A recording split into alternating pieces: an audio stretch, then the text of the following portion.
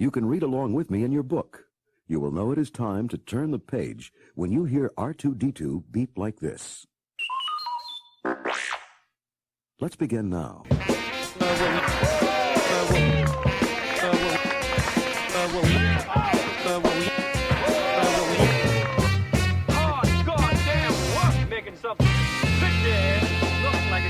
What we into this week. Welcome back to What We Into. I'm your host, Lawrence Style. And I'm your boy, Rod Carter Robinson. And I'm Shar. And Lady Nerd 1. Special guests for this Rise of Skywalker review.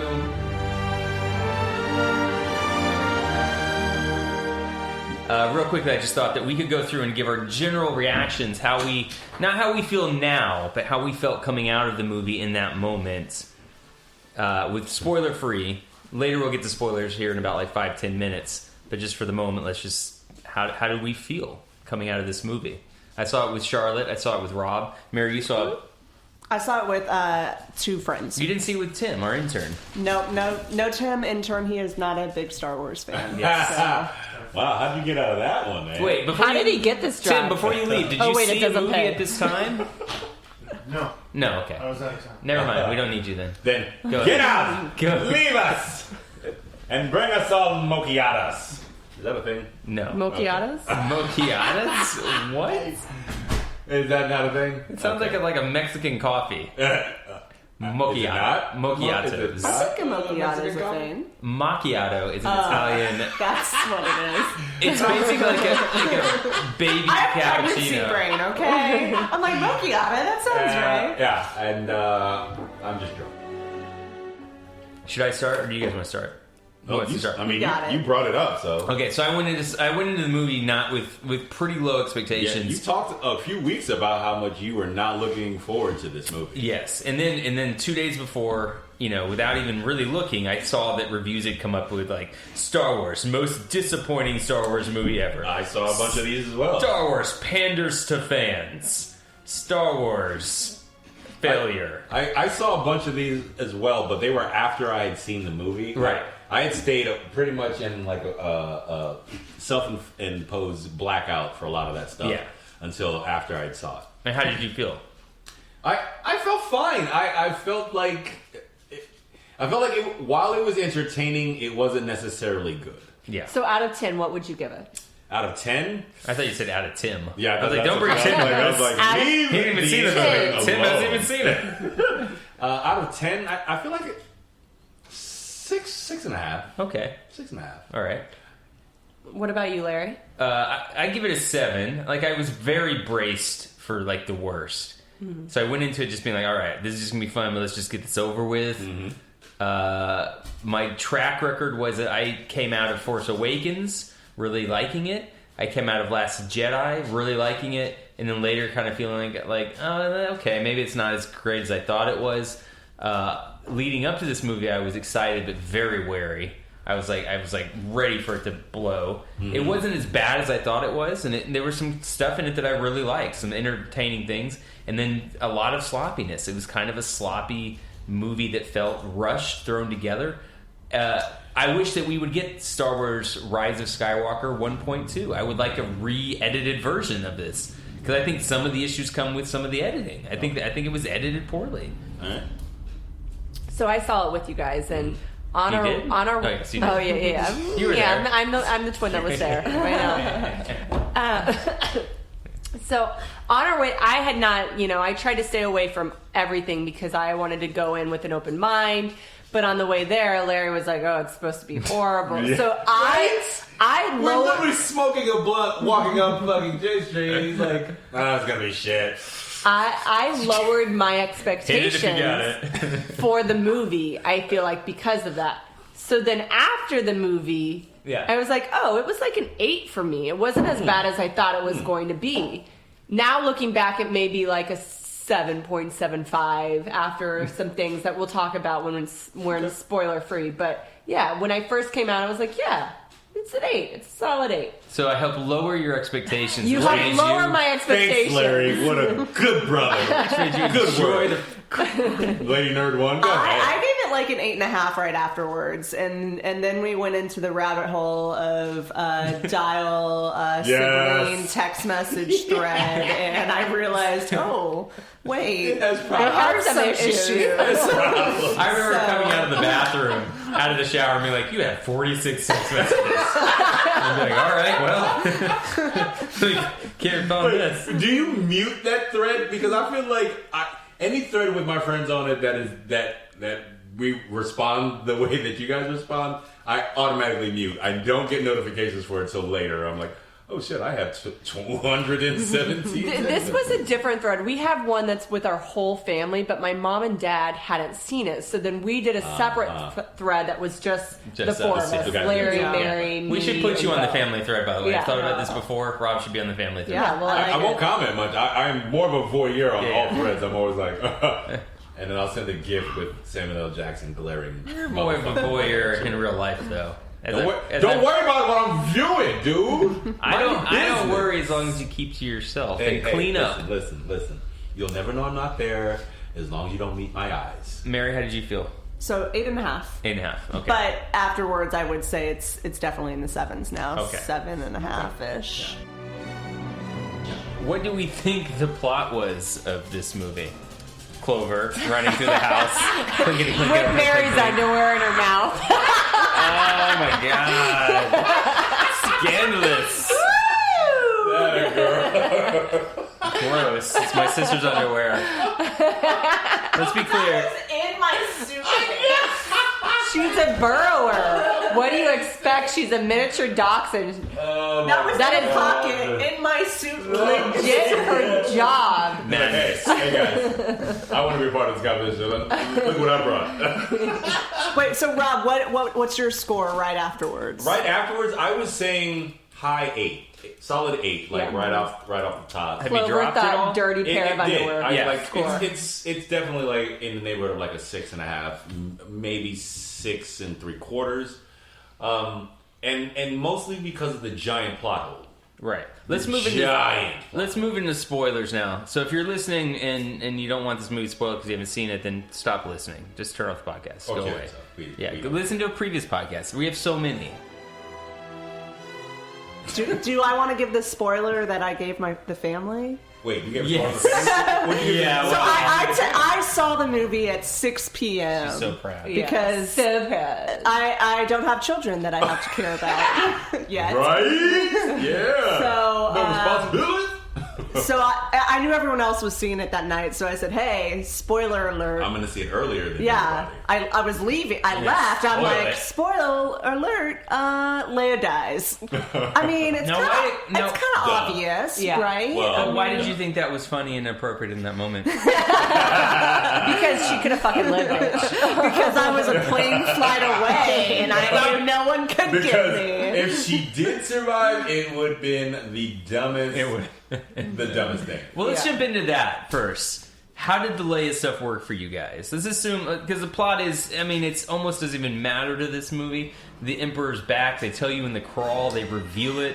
The dead can talk, and you're like, what? Well, it's like all these movies have been. It's been Yeah. a race against time to achieve this thing before this happens. Okay, so what is the race against time, and what are they trying to achieve? Well, the initial thing is that they're going to somewhere to get information about something. Now I'm kind of like, it's all kind of washing. Exactly. Like, I'm like, what is it? The initial thing was they were going to somewhere to do something. And She had to get the thing that located where... Right. Yes. The The little little thing pyramid that- thing. The thing that Hologram. Exegol. Yeah. Hexagol. The Sith Wayfinder. The Sith Wayfinder. Wayfinder. Right. Which So is that's- in Rebels, which I'm watching Which is now. in Right. Rebels, Yeah. yeah. Which is what. So that's what jumps off the whole thing. They got to find this thing that'll lead them to this planet, and so the people who know about it, that's who they're tracking down. And then Right. once they find that person, he's not where they were, and then it's basically like every one of these movies have been basically a race against the clock to achieve something before something dire happens. Right. In this case, it's the Emperor. Oh my god. Emperor Palpatine had sent a mysterious galaxy-wide broadcast that basically he's like, I'm back, I'm alive. bitches. You thought it was a game? It's not. It's You thought it was shit. Snoke? No, it was me pulling the fucking strings. Because that's what he says. It says it to Kylo Ren as well. You thought I was, you thought Snoke was Snoke, but he wasn't. It was me. You thought Darth Vader was Darth Vader, but he's not. He's me. I've been the voice in your head this whole time. And I'm just going to keep giving you exposition here until the movie makes sense. And it didn't entirely make sense. Because the movie starts with Kylo Ren showing up and finding Palpatine. And then Palpatine disappears for 2/3 of that movie. On Exegol. Yeah. And he tells them, go kill your homegirl. Go kill her. Go kill her. Not even bring her back to me. Bring her back to me. Kill her. Go murder this person. And then when that subsequently fizzles by the end... This is all spoilers, though. We can talk about Yeah, we're in this spoilers, right because that's what happens. He finally gets her, and he gets her to this planet, and Palpatine's like, never mind, that's not what I meant. What I meant was... Like, you have to cut me down so that I can I wanted you here inhabit that your whole body. time. The whole thing was to get you here, and you're like, So wait. you could inherit it all. Right. You're like, what? Wait. You sent him to go murder her. Is this... But when Did we you just assume that... Is it just that he assumed that she would become more powerful in facing him in that way, and she would in turn kill him? If so, I could buy that, but you got to give me some sort of like dialogue that feeds... Because basically I'm extrapolating. Because the only way that it makes sense, the way that the movie presented it, is if Palpatine knew that... being fucking Palpatine of his blood, she would best a Skywalker and then make her way to him. That's some fucking... That is some... It's some Dumbledore shit. You know what? No, that is some battered wife shit. That is... He'll stop beating me. That kind of shit. Like, I love him. He won't. Like, that's that shit. I'm trying, but it's... Yeah. Clearly dumb. Yeah. I should leave him, is what I'm saying. But maybe he's all powerful in knowing that if he sends Kylo Ren to her to kill her, he knows that he's not going to be able to kill her, which then forces her hand to come and kill him. Maybe, but again, that was not explained at all. Like we're left to extrapolate based on like knowledge of. This is some nerd shit. We're extrapolating based on the fact that we've watched all of these properties and all their iterations and can like understand how the Force works and how that makes sense. But like, if you're a layman, if you're Amanda, I'd be like, well, that's something that I do want to talk about because my roommate saw it. She has never seen, and I told she has never seen any Star Wars before. She went on her first date to see this movie with a guy, and she loved it. Loved it and said that over the break she's going to go and watch all the Star Wars movies. Get the fuck out of here. Swear to God, I was like, you God bless her. I know. I was like, she was like, it was amazing. I mean, she loved it. That she would start at the end and then go back to the beginning. She's got 8 more to watch, 3 of which are really good. 3 others are of questionable. 5 others are of questionable. But yeah, so she loved this one. So I'm like, if you like this one, then you're going to think the others. So where's she starting at? Episode 1 or episode? That's a good question. I have not asked her where she's starting. You can ask her next week, and she's gonna be like, "Oh yeah, I didn't do that. It wasn't that good." Who's got the time? Who's got the time? So yeah, what did you guys like about this movie? I liked its epicness. I like the epicness of the goal. I know that it was sort of like one of these like clock is ticking kind of movies where we have this event and we got to stop this before it happens. But I like the grand set piece of it all.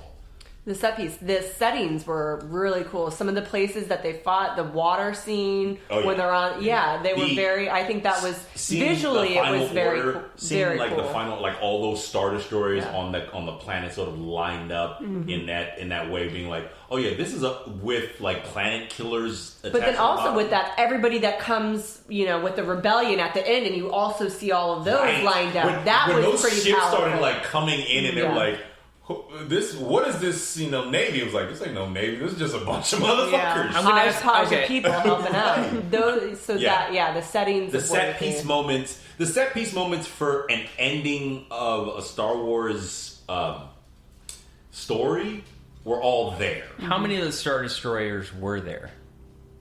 Wait, this is like the Coney Island game. Guess the beans. What? How many Star Destroyers were there? How many Star Destroyers? You do? No, I'm just asking you the question. I didn't know. I can't tell. 10,000? I have no idea. Enough to fill a sky, like a sky's worth. 175. Yeah, because I actually had an issue with it because like he's supposed to be exiled to this planet far Not away. exiled. We thought he was dead. Right.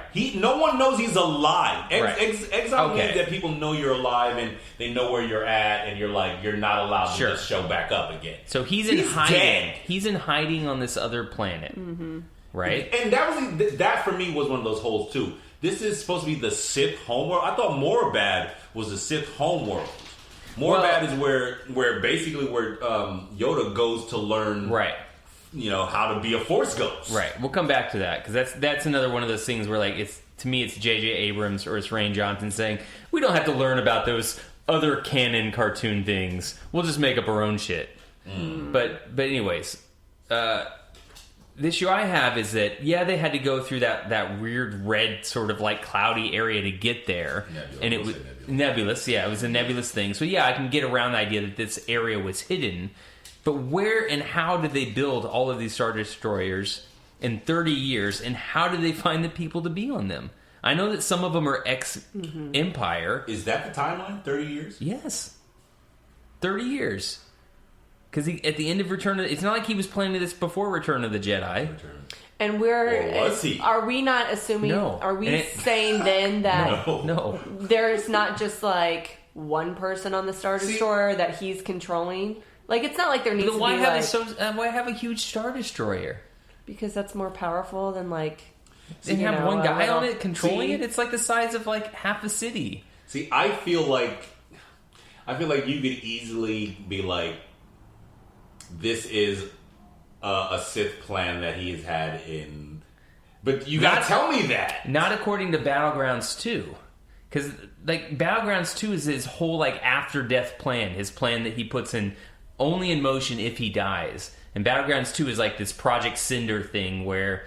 I can't remember what exactly the plot is, but he corrals the Empire and a lot of the remaining rebel forces to Jakku, where Rey is from. That's why you see that like Star Destroyer destroyed down there, and it basically orchestrates this gigantic battle after his death, so that he can find only the strongest of the Empire and then send them to him on this planet. That's the idea.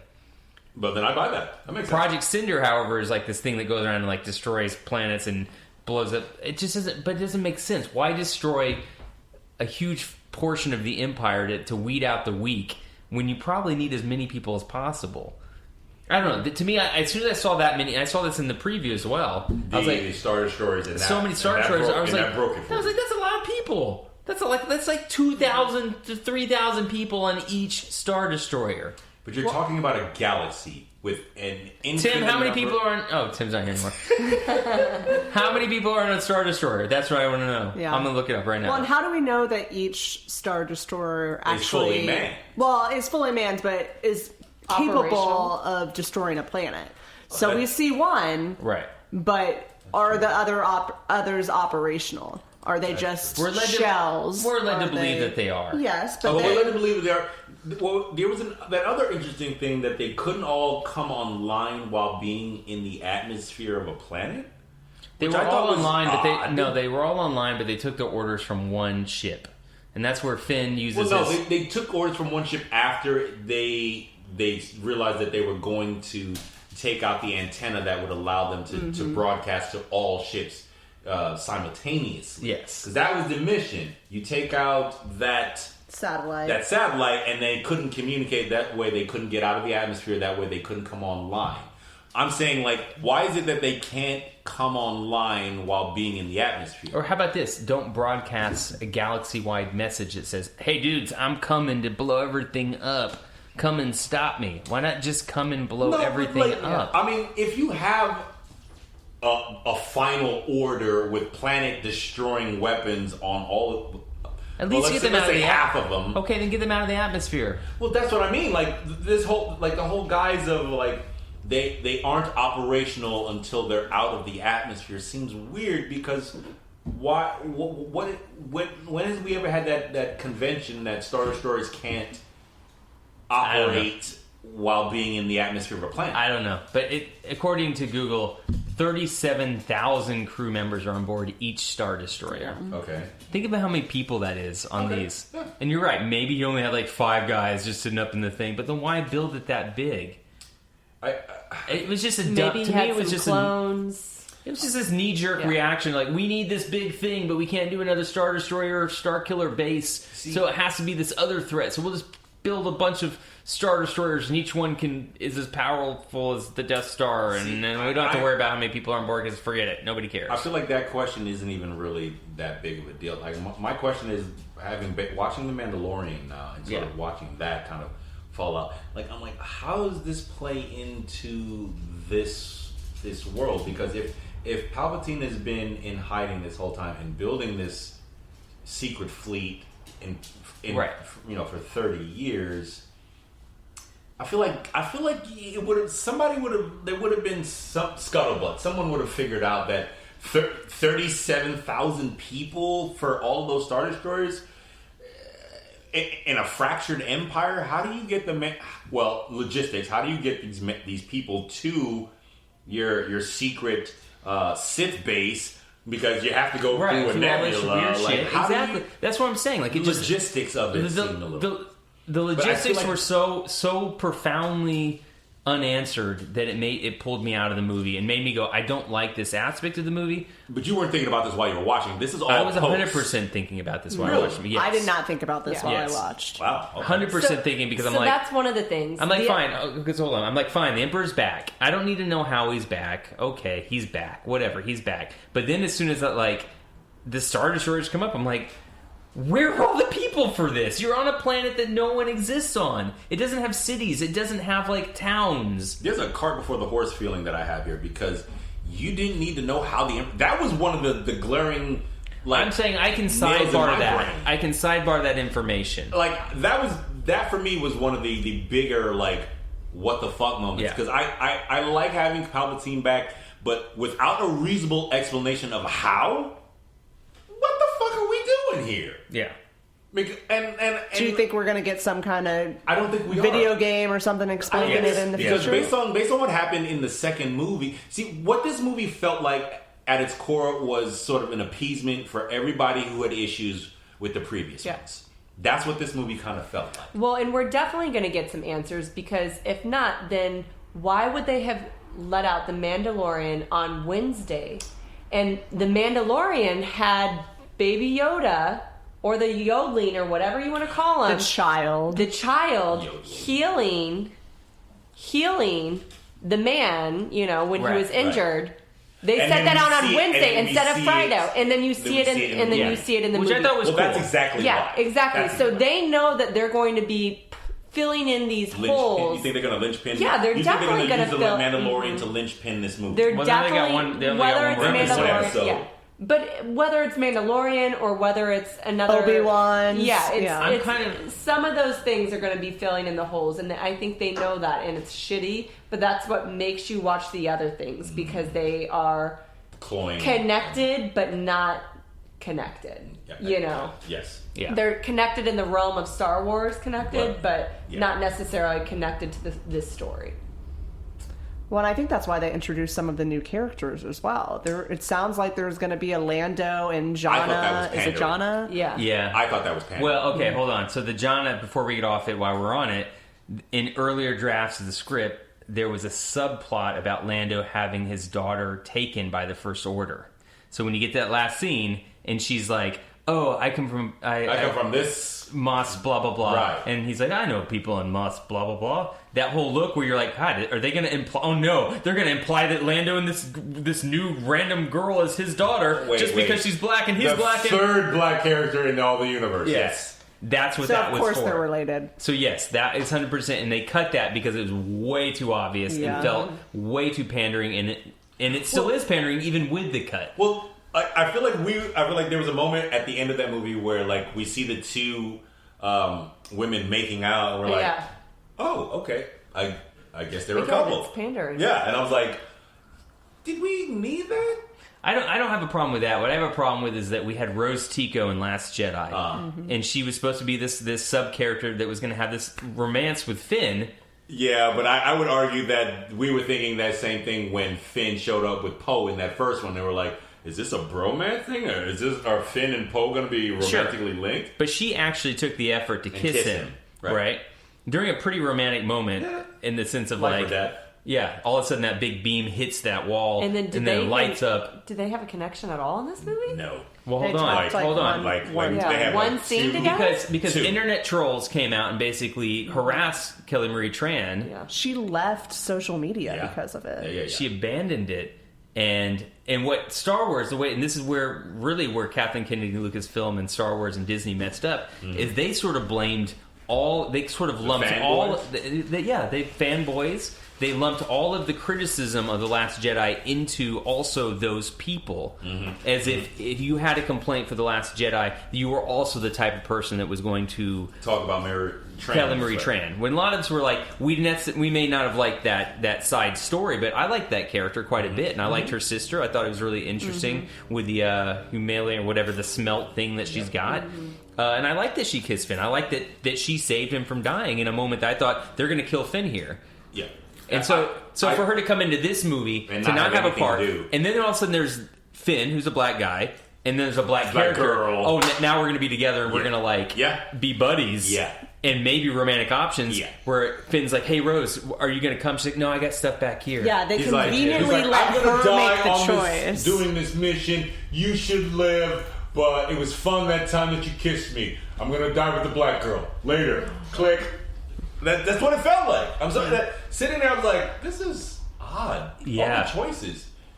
Finn's entire arc, I think, was not good. I don't think his arc was good, and I don't think it paid off. Well, I think it started in that first movie when people were, that first moment when he takes off his helmet and he's a black stormtrooper, and people are like, the fuck? Next moment, Finn's got a lightsaber, and I'm like, yes. A black stormtrooper? Who's a Jedi?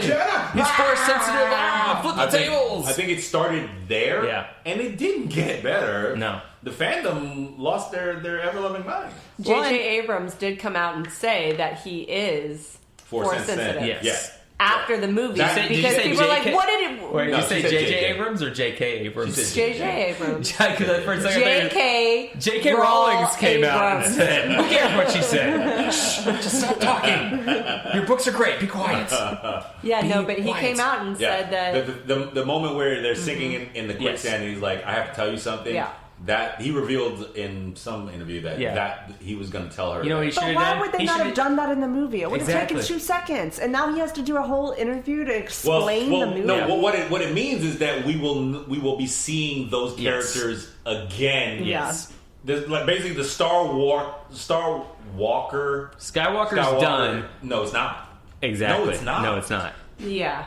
That was one of my issues. So I had 2 issues with the film. Okay. The one issue that I had was that she took the Skywalker name. Yeah. Me too. Because why can't she just be Rey? She doesn't have to be Rey Palpatine. She can be Rey. She can just be Rey. She's been Rey the whole time. Rey no one. She's been that at least ties it into the second one where you've got the boy with the broom. Everybody wanted the fucking boy with the broom. Okay. Who's force sensitive? Who's force sensitive? Now Rey, she doesn't want to claim Palpatine, so now she's Rey from nowhere. Yeah. Just like everybody, the other force-sensitive kids out there, like boy with the broom. I agree. But now she's another But this is fucking J.J. Skywalker. Abrams' middle finger to Rian Johnson and what he did with The Last Jedi. Do you actually think that they were combative in their direction? Like there was some obvious things in this movie that they were changing. But look at it like this. Like J.J. Abrams was supposed to be doing all 3 of these movies, right? No, it wasn't. He wasn't supposed to do the trilogy. No, not really. He wasn't supposed to do the trilogy? He was only signed on to do the first movie. And then after the first movie was a success, everybody assumed he was going to do the second movie.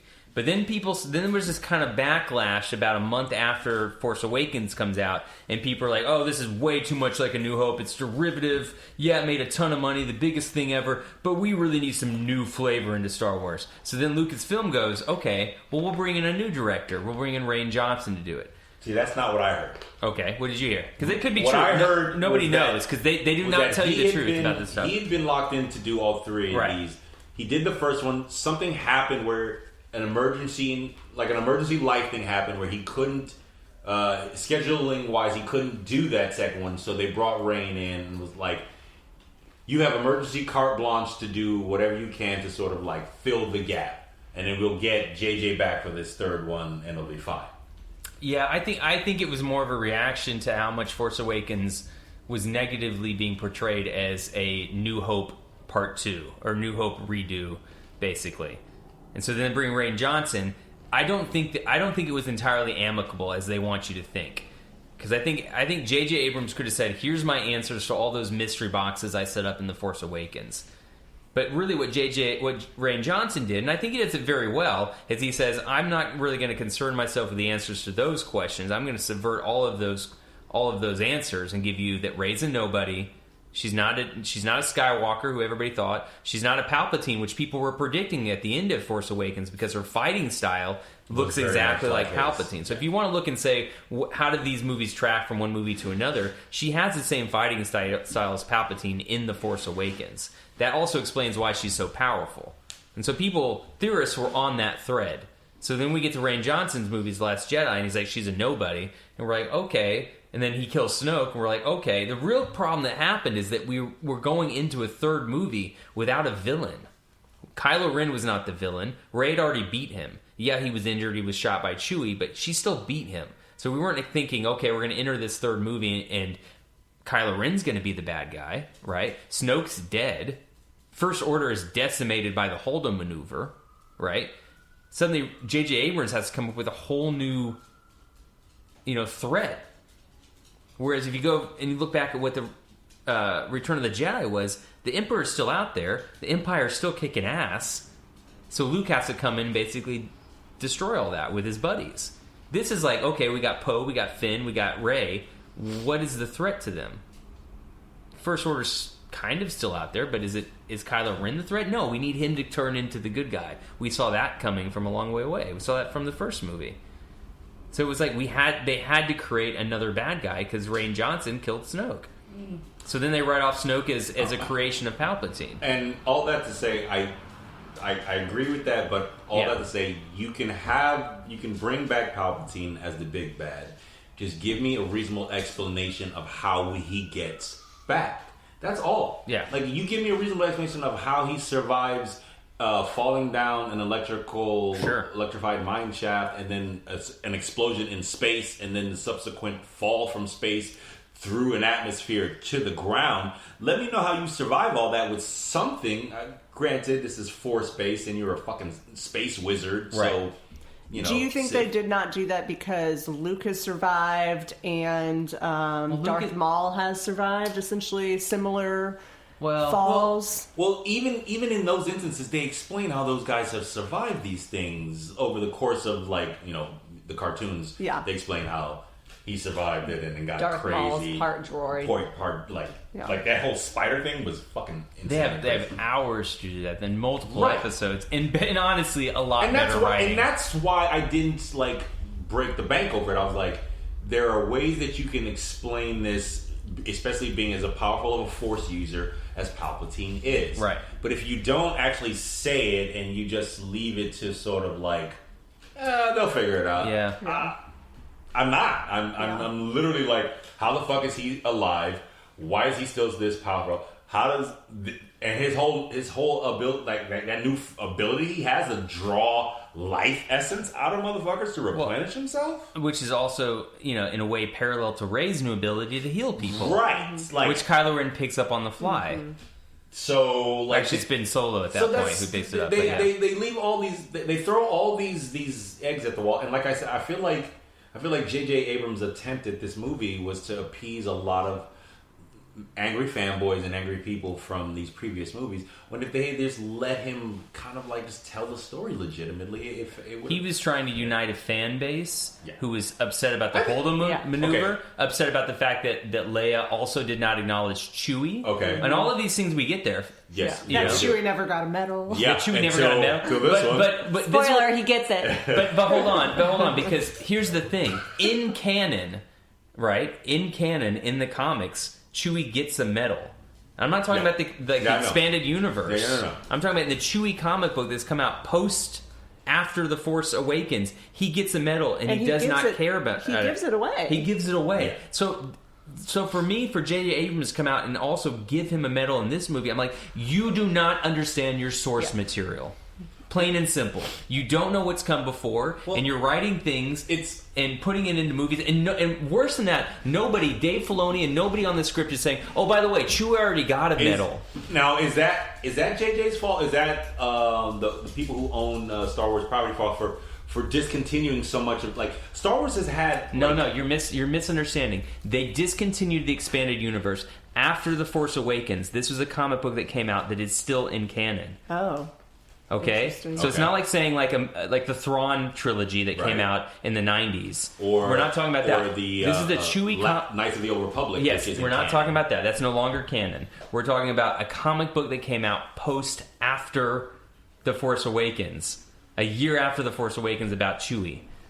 I think Disney and other people are just confused with what is canon and what is not canon. And I mean, they're already, people are having this issue even with Star Wars, Harry Potter with certain things. Sure. And there's one author for Harry Potter. Mm-hmm. Right. And this is having multiple authors and directors, and it's... Well, I think you can make a very good confusing. comparison between Harry Potter, which is 8 movies, and Star Wars, which is 9 movies, not including Solo or Rogue One. Mm-hmm. And if you ask me which is the more successful, it's actually Harry Potter. Mm-hmm. I'm not talking from a money standpoint. I'm just talking from a storytelling standpoint. Yeah. It's one author, a unified story, one vision, and it goes from the beginning and yeah, it has hiccups. Yeah, there's issues. Yeah, there's plot holes. But it tells a better story than these 9 movies do. I agree. Do we think that there was an overall idea from beginning to end of this trilogy? No, I think they did. I think the hiccup was J.J. Abrams not doing that second movie. Mm-hmm. I think that was the hiccup. Because giving Rian Johnson carte blanche to tell his own story, which they shouldn't have done. They should have at least tied him to some of the restrictions of what had come in the previous movie. They should have given him some guidelines, some boundaries. They didn't give him the dude any boundaries. They were like, here's the property. Do what you want with it, and then we'll figure it out on the back. We'll fix it in fucking post. Is basically what they handed JJ at the tail end. So I understand his reasoning behind making a movie like this to sort of appease all the people and unite a fan base, but. I think this goes to, and I forget who was saying it recently, but somebody, I think it was Rain. Rain was like, it was Rain Johnson. It was Rain, yeah. Who was like, actually, when you start making your art to cater to the fan base rather than to tell the story or to challenge the motherfucker or to do what you do as the artist, when you make something to just appease people, it's going to suffer, and you're going to suffer. Mm-hmm. And I think so. Who did a better job, Rian Johnson and J.J. Abrams? Well, here's my thing: is I think they are 2 different directors with 2 different visions that are not in communication with each other. Yes, they're in outside communication. Well, it's almost like somebody made a movie and said, "Okay, now you make the second movie, but don't talk to me about it. You do whatever you want, and then I'll make the third movie." That's exactly and what then happened. they got the second movie. The guy who got the second movie was like, fine, I'll do whatever I want. I did it. And the guy who got that was like, J.J. Abrams was like, oh, wow, okay, fine. Well, then I'm going to do it. I'm going to answer all of these questions. They're just not in communication with one another. And it's a mistake. From a multi-billion-dollar company, it is a colossal failure in my mind. And I disagree. So is Kennedy out? See, yes, I only disagree. I only disagree because it's still going to make more than its share of money back. It bombed. It will, but it bombed in China, and it has not done well. It has made half of what Avengers Endgame has made at this time. Half. So if you're looking at Marvel movies and you're saying that's where we want to be, and that's what everybody's saying because those are the most financially lucrative movies in the business right now. Still going to make $1 billion, so it takes you.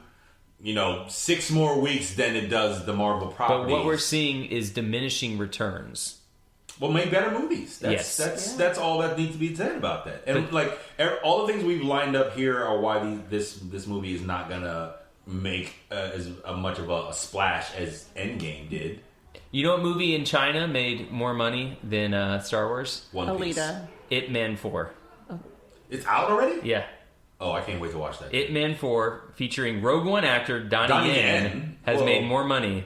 Yeah, it should. Yeah. Well, it fucking should because it's China's story. That's literal China representation. does not. I mean, it's not new news. China does not care about Star Wars. They didn't care about Last Jedi. They just don't care. It's not the real house. And Ip Man making that much money in China makes fucking sense because that dude was Chinese and he actually existed. So it's like historical. Mm-hmm. This actually felt like a Chinese movie in some ways. What? Star Wars? Star Wars, yeah. This new Star Wars. It felt like a big blockbuster movie that did not really care so much about character motivation, character wants, and plot. It just... And I'm what not, other Chinese... What other Chinese cinema can you example? What was that movie, Wandering Earth? It felt like that. This felt like the Wandering Earth version of Star Wars. Okay. I could... That's a very strong comparison. And it sounds like I hate it. I didn't hate it. I enjoyed it, and I will watch it probably another 3, 4, 5 times in the next couple of years. I think everyone who's at this table who said as we espoused earlier, we all enjoyed it in our initial consumption. Yes. It was fun. It was entertaining. All of the bells and whistles, all the checks were there for an entertaining movie. Was it good? It wasn't. What are the things that we liked about it? What did you like about it? We already talked about the setting. I want to talk about the second thing that I really did not like. Okay. And I know Rob did not like because you were sitting next to me. God. And we were both like, what the fuck? The kiss. The kiss. Oh, the kiss. Heard one. So Bo and I kind of went at it on our little dial thread. I'm more on Bo's side, I think. About the kiss. Because I don't think she should have kissed him. I don't think that the whole relationship was worth that kiss. He fucking tortured your ass. And maybe this is just me as a female, but I'd be like, fuck you. So you're referring with torture, hold on, let's break down. With torture, you're referring to Force Awakens when he mind sort of okay. Yes. Yeah. So when Kylo Ren mind tortures Rey. Yeah. And then now in the last movie... They're in love. It comes out of nowhere. And she kisses. She saw without his shirt one time. Yeah. And that was enough to and be now like, she's like, oh, damn. Yeah, put your tongue in my face. I mean, I love Adam Driver too, but like if I were Rey, I would have not pounced. It came out of, I was like, no. I saw it coming and I was like, don't do it. Don't do it. Yeah. The two moments in this movie for me that made me physically talk to a screen, as a black person talking to a screen in the theater, I'm always going to be on the wrong side of history. But I was like, no, you don't know. And then it was the taking the Palpatine name at the end. No, taking the Skywalker name at the end, not Palpatine. Yeah. I'm Rey Skywalker. I was like, fuck you. Yeah, but her lightsaber at the end was really cool. And orange. So it wasn't orange. It was like yellow. But White. it was a color we'd never seen before. I mean, I think they have that yellow, white in Rebels. Well, yes, when they go into the Jedi Temple, because I just saw this 2 days ago. Right. The Jedi guards. Yes, the Jedi guards in the Jedi Temple. I love that you just watched it so recently. Actually, it's funny you should mention that, Larry, just because I was. Because normally it's me who's like trying to correct Rob on this stuff. I love that it's you correcting me. So I feel like I need to say Bo's side of the story. Bo with his idea of the kiss. So I'm reading Bo's text messages. He said, I didn't mind the kiss. A major point of the movie was that everyone needs help and you can't do things alone. Rey did all the heavy lifting. Relying on a friend, whether man or woman, does nothing to diminish her accomplishments. However, so that means that she should make out with him? It doesn't even matter. It doesn't even matter because in Star Wars lore, it's Anakin Skywalker who turns into Darth Vader, who turns back into Anakin Skywalker at the end. This is Ben Solo who turns into Kylo Ren, who turns back into Ben Solo. And you could say, that's just giving him a lot of passes. But that's what's pre-established in Star Wars lore. So is it Ben Solo? Because that was the other thing that people were discussing. Is it Leia possessing Ben Solo, or is it actually Ben Solo? That was actually okay. So that's my favorite moment in the movie. Me too. Yeah, is when suddenly we're getting them jumping through the air and going through this these water cascades on this side of the Death Star and having this pretty cool. Though not entirely, was awesome. It was awesome, but I don't know if the fight choreography was super memorable, but it was cool. It wasn't because he was fighting defensively the whole fight. Yes. When Adam Driver walked through the water, I was like, yeah. Yes, he does not want to kill her. I agree with you. Fighting that whole movie, he doesn't actually go after her. Rey is coming after him. And I felt that was actually really kind of interesting. It because kind we of don't know was what one he of these- wants, and that's and we don't. We Nobody's don't, been but told. We kind of do. Well, but before Leia's moment of like, "Hey, son, Yeah. come back to it." Like he was already going that route. Yeah. Because every instance that he gets at Rey, he, like, I agree. you're gonna take my hand next time. But we're all under the guise of like, oh, he's so gone, he's so far twisted. But Yeah. like, it's under, you're gonna take my hand and you're gonna help me put an end to this. And it's subtle, but it's one of the for me one of the shining kind of like through lines of it. Yeah, I agree. I mean, I don't know if it's maybe it's just a little sloppy writing in the sense that like we don't know what his motivation is. We don't know what he wants. Emperor Palpatine says kill Rey. We don't know if he wants to do that. He sort of wants to follow Palpatine. I don't think he does. I don't think he does. I think the minute he meets Palpatine, it's a joke.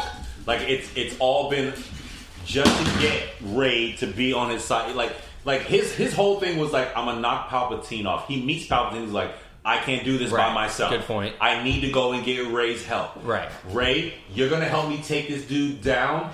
And he tells her that, right? Yeah. the turn, the turn is what's unexpected is Leia. I don't think we ever counted on Leia's interference because I think without Leia's interference, she kills him just outright. Okay, that's an interesting interpretation. Kills him. Yeah, so she's able to kill him there, but it felt She like kills him like she walks him down. But wait, because it felt like the whole time like he was sort of playing with her. That he was sort of like just kind of blocking her moments, but not. He wasn't trying to kill her because I think he was already on the way of turning. He was turning. It was in that moment of Leia's intervention that he fully turned.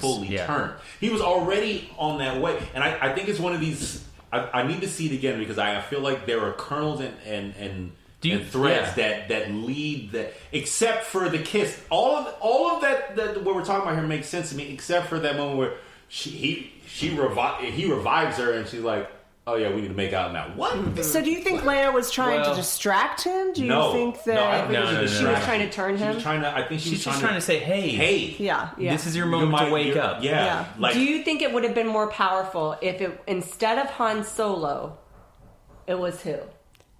It was Leia. No, Darth Vader. That was my question. It was in our text Anakin messaging. Skywalker. Yeah. See, I didn't like the I think because he has such an obsession with Darth Vader on the dark side. If Anakin comes in and says, as a memory instead of as I went to the dark side. Well, it wasn't a force ghost. That was my too. issue with that moment. Like my issue with the him light seeing, side will prevail. My issue with him seeing a Han. Han was a memory, but Anakin would have been a Force ghost, yes, is what I'm saying. exactly. I know that Han was not a Force ghost. I just want to. That's put why that I was out like, there. that moment for me was like, it was. I was like I feel like in that moment, if it was Anakin, if Anakin had come back in that memory and been like, hey, homie, chill out, whatever, all that stuff that Han tells him, I feel like would have served. But like it was confusing to me because I was like, I know this isn't a Force ghost moment.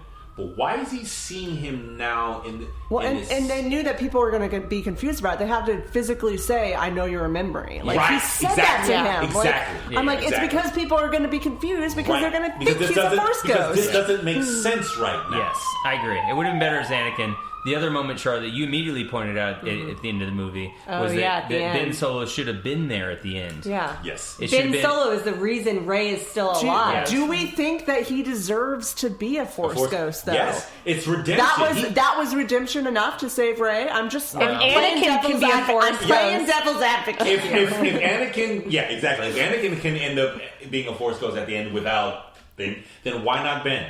Because Anakin's the chosen one. But Anakin kills all the little kid Jedis. But hold on, and this is my larger question. I'm playing devil's advocate. This is my larger question for the entire sequel trilogy. And I want to talk a little bit about what we feel about the entire sequel trilogy, Force Awakens, Last Jedi, Rise of Skywalker. But does the sequel trilogy basically take the OG trilogy and say, this is not important?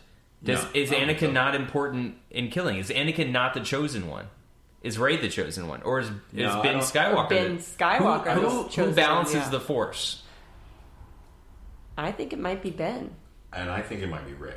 Yeah, but who saves Rey's life? Rey would not be here without Ben. So then I think it becomes Ben, but I think they made Darth Vader who he was because Kylo Ren was so obsessed with him, and it would have made more sense than if Anakin came back and talked to Kylo Ren, and then it would have all flowed. It's interesting because this movie introduces a concept that hadn't been introduced in any of the previous canons, is force sensitivity from two people that have the same, like they were basically the same side of the I forget the term that they use. Dyad? The dyad. Yeah. They basically are the same side of the same force from this.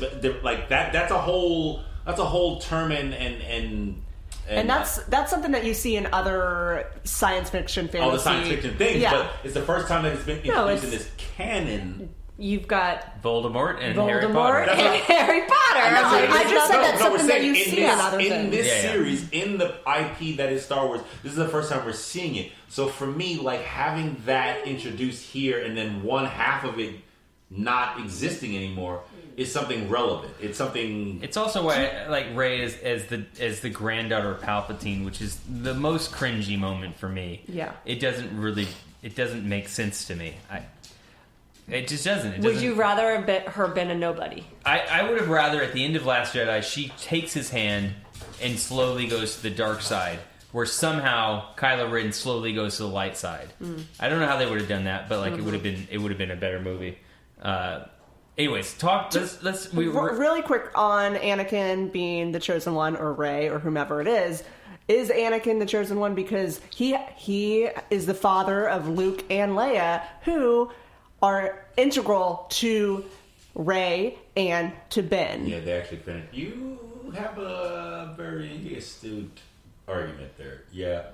I mean, he is the fostering of what eventually ends up being the But then balance couldn't of you the say Force. Palpatine because he is the grandfather of Rey? If it's all about who your who the people you have later in life, then you could say, "Oh, Palpatine is the one who brings balance to the Force because he's going to have the granddaughter who brings balance." The introduction of the Palpatine thing for me is weird because it's stupid. It's like we're just kind of left to assume that Palpatine was enough of a Romeo to not even enough of a Romeo, but he had a child who then had a child. Do we think that he really had sex with someone, or that he just used his powers to a clone? Like how? That's what I'm saying. Like, why didn't they just make it cloning? I don't get it. Why didn't they make him trying to clone into a new body? And she was one of the left clones on Jakku. You're not wrong that it's weird that a Sith Lord would be so sentimental to actually have a offspring. I just hate the word granddaughter. She's my writer granddaughter. It is. I'm like, what? Based on the top of that movie to the end of the movie, it doesn't make a lot of sense. What's granddaughter? She's my progeny. She's my, something other than granddaughter. She's my niece. I'm just like she's. It drove me nuts. Well, it was the worst moment. He's your grand. I'm like, no. Oh God, just stop. Well, what was he? You're my bloodline. Like that's what it should have been. You're my like, bloodline. Yeah, you're my blood. Like that makes sense. Like, you were never around for my whole life. You are nothing to me. Yeah, exactly. I don't know you, old man. Exactly. I did not get any gifts for danger. Well, where's my $20 for my birthday? The whole point was that she would just show up and murder him, and then he could take over her body. That's a funny joke, Char. So you are the one who's been sending me these cards every year with $20 in it. I'm like, thank you, but also fuck you. Did you also fight in World War II?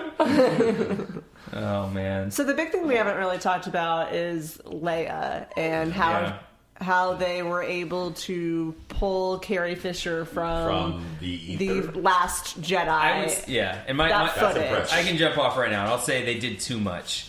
They should have done a little. Which is what, You thought her inclusion in this was too much. Because we know she's dead. Yeah. We know she's dead. And here's the thing. While watching it, I completely forgot that was a thing. I didn't. I completely have forgotten every that line she wasn't alive anymore. Every single line she said, I thought that's actually a line from The Force Awakens. That's her talking to Han. Wow. There's her talking to Han again. There's her talking about Ben, but now they've repurposed it and they're using it to her talk to Rey about Palpatine. I had the complete opposite. I don't know what it was. I had completely forgotten that she wasn't even alive anymore. Yeah. Like I was completely invested in the fact that she was in it because she wasn't in it that much. She wasn't in the actual movie that much. And the portions that she were in were so filled. Like the moment where she's like, I gotta go lay down and die now so that I can reach my son before he does something crazy to me. I bought it. Not for me. I thought she's not saying anything here because they don't have any recorded dialogue for her, and she should have played a lesser part of the movie, and they should have written something else in. Lesser than what she already had. She wasn't even in this movie. What I'm saying is she should have been there a little bit in the beginning. None of that was sort of like Palpatine. She just should not have been commenting on that. She should have been like growing sick. They should have come to her and apprised her of the situation off camera, you know what I mean, or without her talking about it. And then she rallies for that last moment to turn Ben and then dies. I like that. I like that she's. I think I need to see it again. Think about it. She's fine, and then all of a sudden she suddenly gets sick, and then she dies. Well, it wasn't that she suddenly gets sick. I think the in the same way that Luke dies after basically force projecting himself across the galaxy. She force. Someone who mind. who hasn't been up on her force training, who has left that part of herself away, but uses this instance to do something to use that skill to her own detriment. She reaches out to Luke in The Last Jedi in the exact same manner while she's incapacitated and pretty much unconscious. She says Luke, and that's what wakes him up, and that's what brings him to Crate at that moment. So the idea that I don't know, it's just the whole thing it just needed to be simplified and less. See, part of me wondered, and we've already discussed this, that there was not really a script for all three. But part of me wondered if they had this idea that Leia was going to be this integral part of the third, movie, that it. They didn't know what else they could do because she was supposed to be so integral. So now it's okay. Let's deal with the big elephant in the room and do as much as we can with the little bit of footage we have and try to make it work. For what they were trying to accomplish, for what JJ was trying to accomplish by appeasing everybody, I feel like we should give this dude his due. Because he checks all the boxes for everybody. He gets Leia. He does. It's all in there. It may not. It was a big uphill battle for him. It may not all work, but it's all in there. And I feel like that accomplishment, even in and of itself, should be acknowledged. Yeah. So he had to deal with Leia being dead.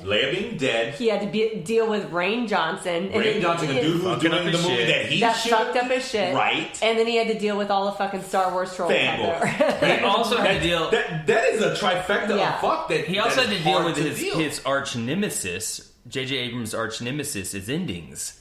He's notoriously bad at ending things. Yeah. From Lost to Super 8. To Star Trek. Fucking Felicity. He's not good at ending things. That's a deep cut. She was in it, by the way. Yes. I was like, he brought her back just to give her a better ending. Is that Carrie Russell? I know. Russell. Yeah. Well, I think I'm pretty good. Is anybody else going to see this in the theater before it comes out again? Yes, we'll see it with the nieces.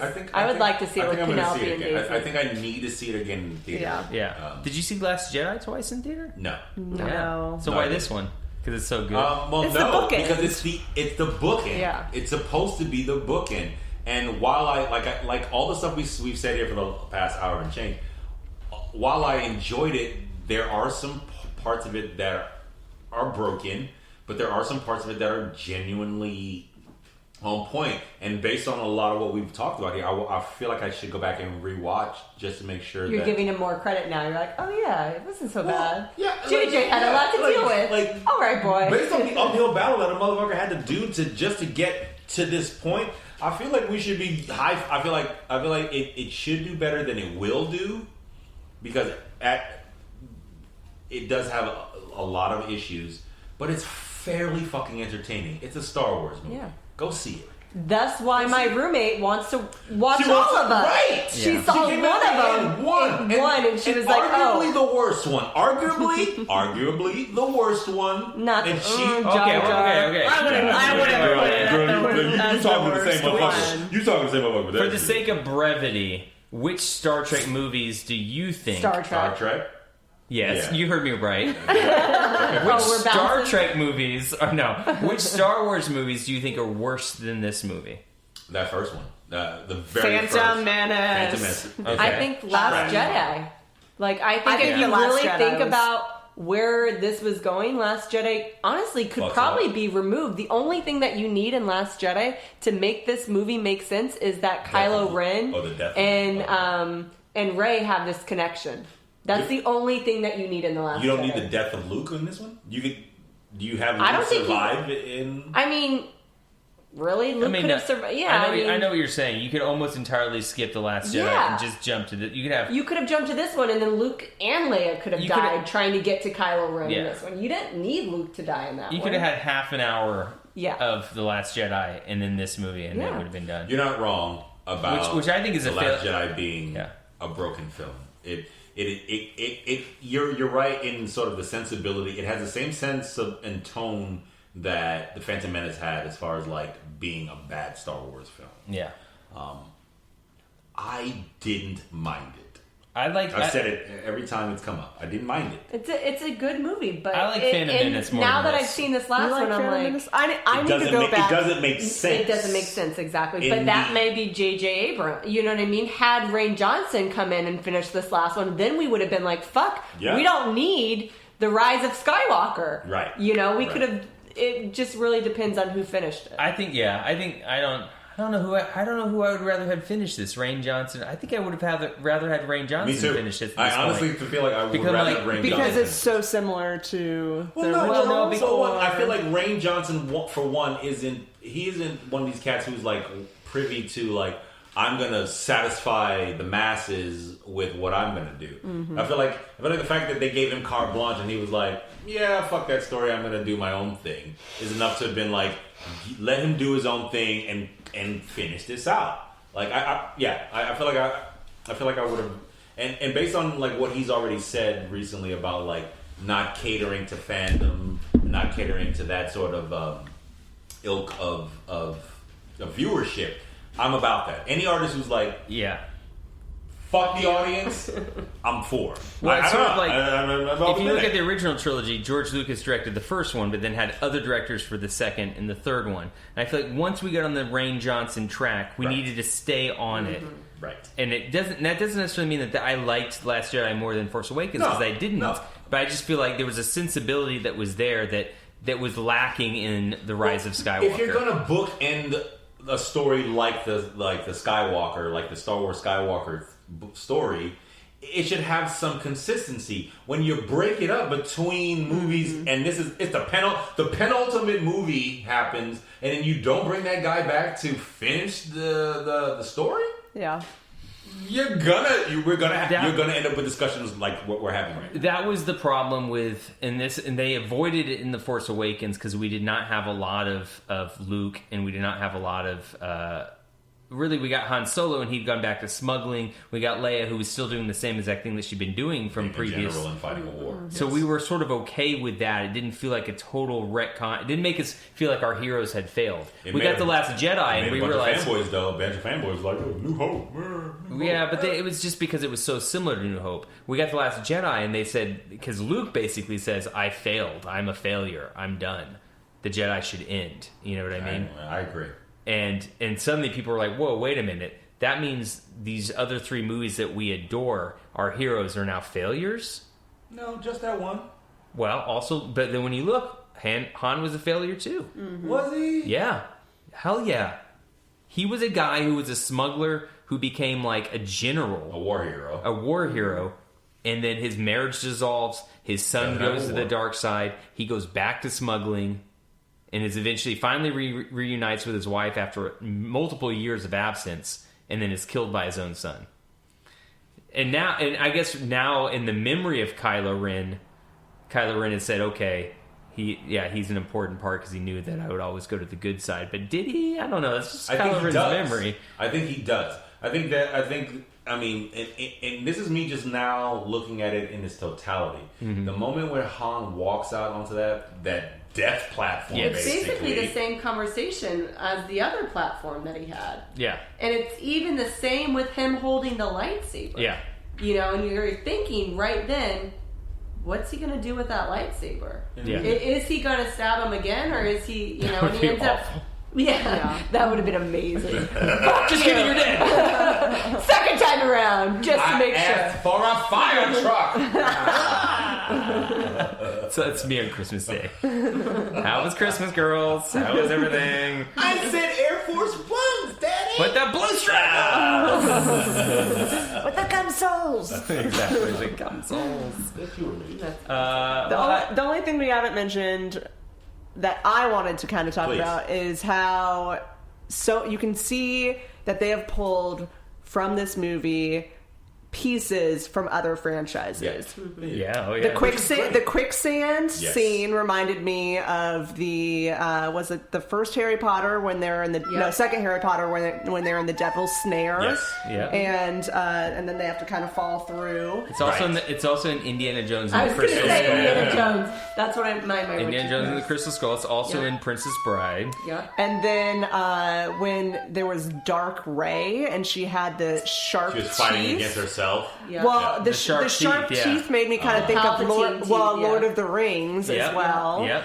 So Bilbo Baggins. yeah, and there were I know that there were those There's are a the lot two of- that I can little- think off the top of my head, but there was really good. a few others in the movie that I Right. was like, this is kind of like this other franchise and this And I other think- franchise, and I just thought it was interesting. And I but- think that's one of my negative feelings about the movie is that it feels like it's looking at Marvel movies, it's looking at Harry yes. Potter movies, it's looking at all of these other things that have been successful and made billions of dollars and saying, okay, we can learn from that and make our own Star Wars movie. But I'm like, you guys have Star Wars. You Yeah. don't have to You do don't what have to, other yeah. people have done. You can do your own thing. And so for Rian Johnson's movie, Better for Worse, at least it did what Yes. other people Yeah. hadn't done before. And that's why Yes. that's why I really enjoyed that one.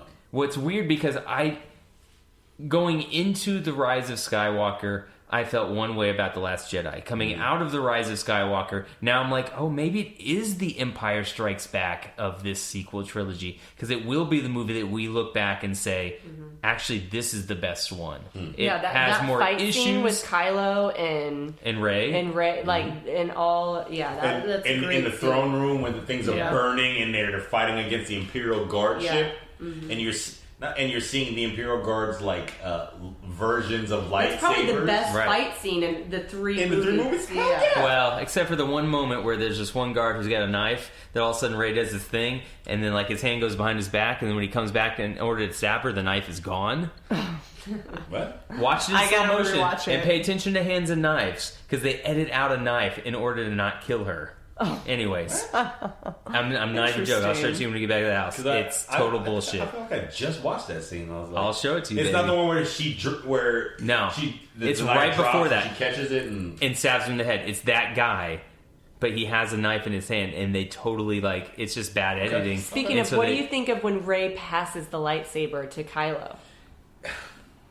it's, Well, okay, the lightsabers they in this set are a a precedent mess. early in the movie where they can apparently now they can pass things through their Yeah. connection. I'm cool with that. I'm I fine think with that's that. cool. Yeah. I thought it was fine. It was a little hokey. A little hokey, for sure. because he's like posing with it. Because He's she like, grabs he grabs the necklace from her early in the movie. right. My problem is more the scene before that where Luke's like, hey, come into my cave here. I have something for you. It has no bearing on anything, but I'm going to give you Leia's saber. I know you already have my seems old saber. convenient It's that- contrived is Yeah. the word you're It's- looking for. Yeah. It's contrived. I don't know if you'll need this or not, but here you go. Now you have two. Hey, good luck. Good luck. I'm gonna force Ghost out of here now. Yeah. Because He's me out. and Yoda got some. In general, there was a lot of things that, like, how about the Holo maneuver? That's a 1 in a million chance. Yeah, Like, there's they a were lot just of things like, we'll just give Deus you Ex one line of Machina type yeah, shit we'll just that- give you one line of explanation, and that'll be okay. You know. Yeah. I know this is a memory, but And ultimately, that comes from rushed writing. they just needed more time with this. They needed to have the script, read it in front of 20 people who know Star Wars well, and then say, we'll take some questions.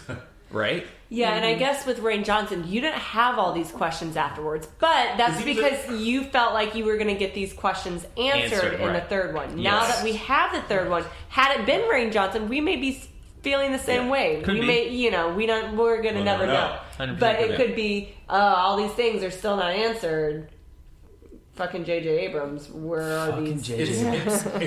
I think at the end of the day, what we're all feeling is a continuity problem between two seminal directors who have different ideas about one property that we all love. Yeah. Is that fair to say? Yeah, for sure. All right. Anybody got any button hooks to sort of boop, boop, boop, at the end of this thing? Any of the best moment? What was your best moment? Best moment? Did you get teary-eyed at anything? Wait, did I get what? Larry got teary-eyed? teary-eyed when he watched the Mulan trailer. True story. Saw that shit. True story. I was Saw that. The dad walks up and he says, And he tries to bow. And he's like, you have no sons. His knee buckles and he falls down. Yeah. He's like, no, I was blessed with 2 daughters. I can fucking handle anything. He had a single tear. It was kind No, of... I'm pretty sure Larry was crying throughout the rest of Star Wars. I did get a little. I think it's to me it was really powerful. The suggestion of the idea. It's not done 100% well, but the suggestion of the idea that Kylo Ren kind of saw all of this coming, that Ben Solo saw all of it coming, witnessed his own future, I like that too. and realized, oh my god, this is terrible. It flipped him out. Luke comes in, stands over his bed about to kill him, and he's like, oh my god, I don't know what to do. He runs to Snoke, or any version of anybody who can tell him, but in the back of his mind he's thinking, I've seen all these visions, I know that I'm going to do terrible things, and in the end I also know that I'm going to go back and be this good person, but I have to do these terrible things first in order to get to the good thing. And now here's my dad, I have to do these terrible things. I don't know if I can do it. And his dad says, whatever Han Solo says at that moment, do it. You'll be fine. Do it. And he does it and kills his dad because he knows that he has to kill his dad to keep on this timeline in order to get to the point where he kills Palpatine or helps kill Palpatine. I like the overall, because I like an overall story where it's a hero's redemption story. Yeah. I love hero's Kylo redemption. Ren has the best story, Yes. probably in this series. arc. Better than Yeah. Rey, better than by a lot. definitely better than Finn. Yeah, by a lot. Like Poe, do you have a story? I mean, really? yeah. I mean, Poe's like, I fly ships. I fly Spice ships. Runner. I'm a spice runner. right. And I fly ships. Right. It's really good. Yeah. Nobody shoots me down, So- but I'll watch all my other buddies die. And they figured out Kylo Ren's His arc is and I think it's the most compelling because at the end of the day he is a Skywalker, and that lineage, that bloodline has a precedent and holds a respect that you feel like it's going to be something grand and over the top, and at the end of the day it was. Yeah. It was one of the grandest arcs that a Skywalker has taken in recent years. Like So- not since Anakin have we seen an arc as grand as this. So why did we need Rey to be a Palpatine? If Ben Solo was going to be the Skywalker of Rise of Skywalker. Well, here's what I'll say. I don't think we needed Rey to be a Palpatine. I think it afforded them an opportunity to do something kind of great with those two families and those two names. I don't think it's served because of all the things we've already stated in the previous hours right now. But at the end of the day, this was a fine Star Wars film, and people should see it. I think that it would have been more powerful had Rey just had what is it, the metachlorine count that was very high, just like Anakin. If she came from nobody and just had this high count, then this opens the doors to so many other stories. It opens the story to Boy with the Broom. Broom Boy! Broom Boy, which they cut out. Let's make a series about Broom Boy, who also has metachlorians that are like so high that you can have another amazing You're actually playing Jedi. a Star Wars property right now that ties a lot into this right now. The story that the game is telling, Fallen Order is telling, ties, I think, a lot into what we're talking about right now. Force-sensitive children. Yeah, and let me give my tiny experience in like 1 minute of what I did last night. I got to a point where I was confronted with an Inquisitor. I'm a Jedi Padawan who's training This to is be in a video game. This is a video game. A video game. Explain what for- an Inquisitor is. Yeah. Because we're talking about Star Wars in another... after Return of the after Revenge of the Sith, Vader sends out a bunch of people to hunt down and kill the Jedi, the remaining Jedi. So there are a few Padawans that are left. And you play as a Padawan. He's slowly kind of being mentored by an ex-Jedi Knight. What you find out in one moment is that the person that is hunting you is the previous Padawan of this Jedi Knight who is now training you. And that doesn't sound very impressive. Basically, but it's really good writing in it. Turned Jedi. Yes, exactly. It's, Jedi's who've gone to Inquis- the dark side. It's like the Spanish Inquisition, but if you took Jedis and had flipped them, Yes. and now they're hunting their brethren. And in one moment of writing, I realized this would have been a better story than the entire sequel series. Wow. And what was that moment? It was the moment that you realized that this person who's hunting you was the Padawan of the other person who is now training you. So it's this The setup. story arc of this video game Yeah. is so compelling. Yeah. Because they're not only are they throwing throwbacks and throw forwards to Star Wars lore, but like we're talking about Star Wars. Like how did the Jedi get to be the Jedi? Yeah. And you come to find a lot of that out through the process of playing this That's game. the So Zepho. this is The after Zepho and- Revenge of the Sith before Yes. Last Hope. Before that. Before Last Hope, because really what happens is at the end of Revenge of the Sith, when they're talking about we have thousands of Jedi who are alive that are going across the galaxy and helping people, and then Palpatine comes out and issues Order 66, and all the clone troopers kill all the Jedis, but it still doesn't account for every single Jedi, one. because we only got about That's 8. where Rebels comes into. Right, Bang. exactly. Yeah. Rebels comes in Yes. too. I want to talk about that real quick too, but we only have 18 years before we get to Luke, so we have to kill off all of these Jedi. So really, Darth Vader is going out there and hunting all these Jedi. The good thing about Darth Vader, and they can make a really good movie about him, is that you can put anybody in a mask, and it's there's Darth about Vader. 30 years of canon of great Exactly. Darth Vader comics to pull from. At the end of Rise of Skywalker, Rey hears a bunch of voices. Obi-Wan, Yoda, she hears Ahsoka Kanan. Tano. Ahsoka Tano, she hears Kanan Jarrus, Kanan, who yep, died. yep. You know who she doesn't hear? Ezra Bridger. Yeah. From Rebels. So he's shit. still... So presumably He Ezra hasn't- Bridger, He hasn't existed in the canon yet. and I did the amount. He would be around in his 50s at this point. So theoretically, younger than Luke. he's Yeah. still alive somewhere out there with Thrawn and those squid things. That you haven't finished it. Don't. So, I won't- So, do you think that moment would have been better with those as Force Ghost, or do you think it was as memorable with just that their makes voices? it very similar to Harry Potter. If they all had the Force ghosts, then it would have been the resurrection. The resurrection stone scene is what it would have exactly. been. That but would have been Harry with all. But at the same everybody. time, I'm like, okay, Harry Potter was great. Yeah. Yeah. That This was moment not. was This is fucking not great. as good as Harry Potter. Yeah. In my opinion. it would have been interesting with some of the cartoon characters what they would have done, and maybe that's why they didn't, because we don't Freddie have Prinze Jr., We I would don't have loved to have see an him as a actor Jedi. that Right, yeah, you're that could used do. to seeing as this person. I agree Nobody with got that. that. But you think No, you're such a nerd. Freddie Prinze Jr. Cut is- nerd over here, He's dude. the one that does. Kanan Jarrus, Well, yes. yes. Jarrus. But I'm And just he's saying, really to good as Kanan Jarrus. see him as a As like, as a in ghost. real. Just to see him without his shirt on the internet is enough. I mean, who's seen Freddie Prinze recently? I mean, we don't know if he's aged well. We don't. No, he's very. Mary's like, very no, good. he's a very No,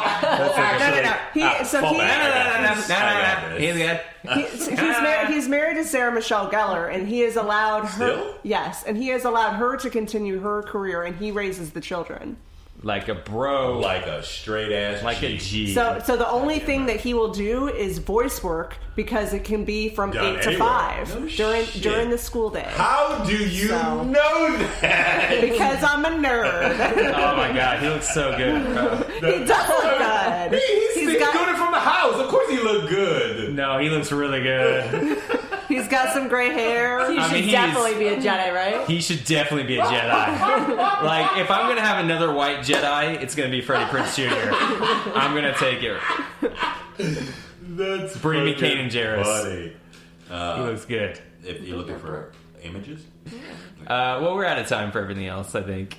Yeah, he that's does. not bad. He's not bad, right? That's not bad. I mean, what is he like? 50? He's 50, right? Approaching, probably mid-40s to 50s. He's probably 48. Yeah, I 48, guess 48. 49, yeah. I mean, She's All That is still one of my all-time favorite coming of age movies. It's a good one. And it was also the first DVD I ever owned. If you had given me a Force Ghost of Freddie Prinze Jr., immediately I would have been like, Ken Jarvis. Ken Jarvis. Wait, he was born in 76. Do the math. Okay, so he's 43. 43. He's younger than we thought. Yeah, he's a lot way, younger. way younger than me. Though. Yeah, it's looking good. Well, that's what happens when you stay at home and raise some kids. That's right, baby. That's why you look so good, dog. That's why I look not That's why over you look 25. so good. I mean, you don't got no real crow's feet. I look decrepit. No, you look fine. No. You just gotta hit me with black light, bro. I'm just saying, all things considered, you look really good. All things. I mean, you look fucking amazing. Yeah, I've been to the ringer once or twice, but yeah. Anything else? What else you got? I mean, I just want to shout out the fact the twins. The twins. I remember you nerds fucking coming home from soccer practice. That's all I've known you guys with your little soccer uniforms on. You Little fucking shin nerds. pads. I know. And the shin guards. That was what it got me. All right. So who played what? Who was what? Defense Offense. was Offense, Mary. Speed and logic. Speed and And intelligence. logic. Okay. Speed and emotion. No, speed and emotion. Intelligence. I'll run you over and kill you. Fucking elbows up. I'm stoked that I got to do one with the Dials. The Dials. I know. I wish Bo was I here. wish Bo were. I know. Thanks. Bo would have had a lot to say. Get your shit I tried to together. chime him in with his text messages. Get your shit together, but- Bo, so we can do this for reals. Bo gave it an 8.5. Really? Yeah, he really liked But it. I mean, that's an initial. We haven't That talked was- to yeah, Bo that was after his having, initial. like Yeah. sitting. Yeah. Because there was 8, there was 8.5. Like everybody here was in the 8 range until we sat with it. I was always at a 7+. You said See, 7+. And I gave a 6.5 once it settled in me. I Yeah, was like, I do want to see it again. I think it's I wanna see it again. I think overall the sequel trilogy it'll be a trilogy of movies that will actually probably age better than the first. than the prequels. 1, 2, 3. Yeah, I think those have actually had a really strong comeback over the last 5 years or so. there are a few standout moments of the prequels that I can look back and be like, those were great moments in the canon. Revenge of the Sith is a great movie. Yes. Yeah. I know. Of the trilogy, I don't think it's I've the seen best. them since I saw them in the theater, and I just rewatched them before this. I was like, oh, this one is Yeah. good. That Revenge of one the is Sith is the- good, yeah. And when you watch the Clone Wars cartoon and you take that knowledge and implant it into the plot holes Yes. or Yes. things overlooked Yes. in the sequel trilogy Well, or in the prequel trilogy, then it's suddenly actually that really good. shouldn't have to happen. we It said- shouldn't we- have to, It but- shouldn't have. Well, we said this on this podcast a bunch of times.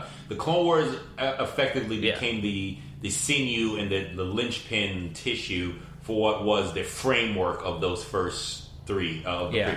And I think other than the original trilogy's Rebels, it to me Is is the the best Hands down. overall story. Hands down. And which is weird because it's set in this time period of like nothing. Do you It's remember like, what you were saying to me when we were walking into? You were like, "Who do you wish would show up in this movie? Yeah. in Rise of Skywalker. Yeah.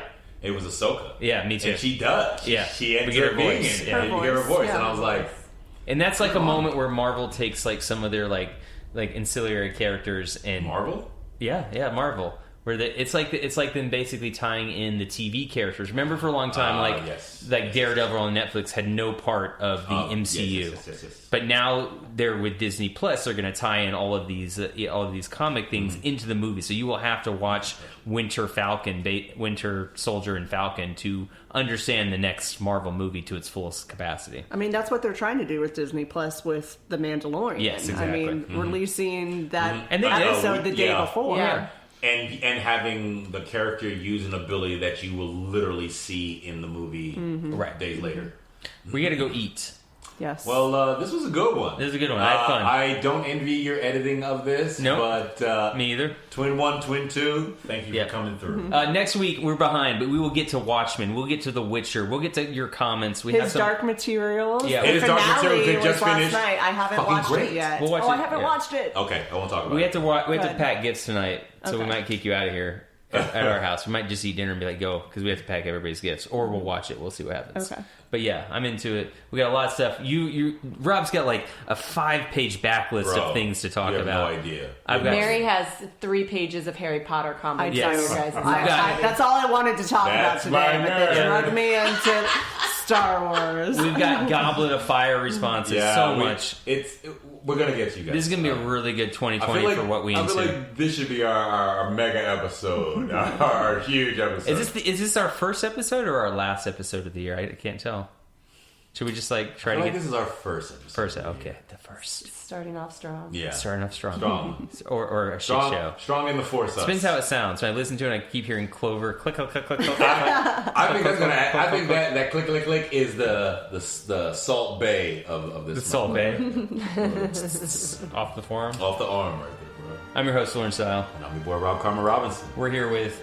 Lady Nerd 1. Shar Shar. Thanks for listening. It's gonna be a good year, guys. We love you guys. Bye. Happy Later, holidays. haters. Oh my god, I hate you so much. Don't encourage that. Because then.